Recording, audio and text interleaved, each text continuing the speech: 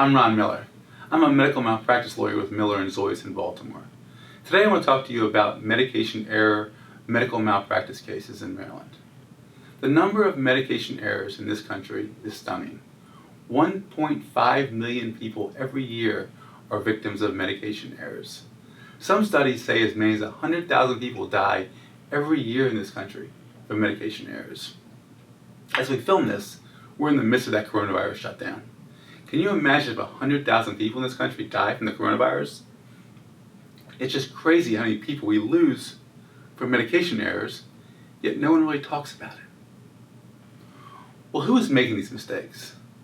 There's a lot of blame to go around. Doctors, nurses, and pharmacists are all common malpractice defendants in these cases.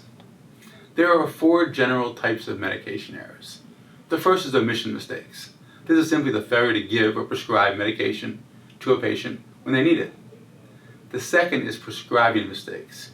It's the wrong drug, or it's the wrong dose, or it's the wrong quantity, or it shouldn't be given because it interacts with another drug.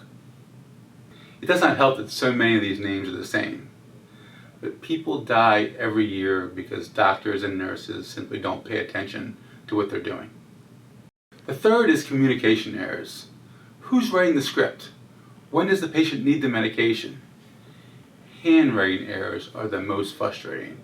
Our lawyers still commonly see the failure to administer the proper dosage from handwriting transcription errors. In the lucky cases, handwriting errors will only delay the time until the patient receives the prescribed drugs. At worst, a misread order can lead to serious injury or death. The final problem we see is administration errors. They give you the wrong drug orally instead of with an IV. Sometimes the patient is simply given the wrong medication by the pharmacy because of a pharmacy misfill. According to jury verdict research, plaintiffs prevail in a trial at 31% of these pharmacy misfill cases. So let's talk more about statistics on medication error lawsuits.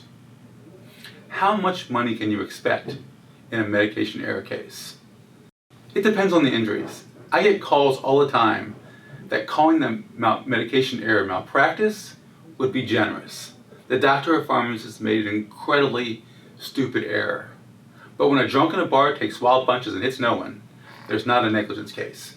So if your doctor gave you 100 times greater dose of the drug, but you didn't take it and you could have died, that's not going to be enough to have a viable malpractice case.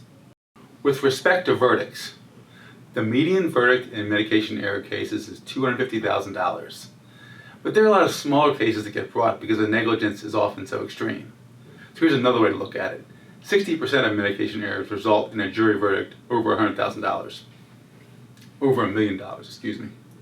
The best cases for the plaintiffs are improper dosage cases. Plaintiffs win about 40% of those claims.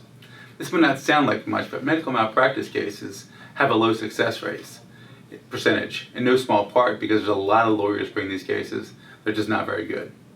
If you have a medication error claim in Maryland, call me. I'm Ron Miller. You can reach me at 800-553-8082. Thank you. I shoot that again, right?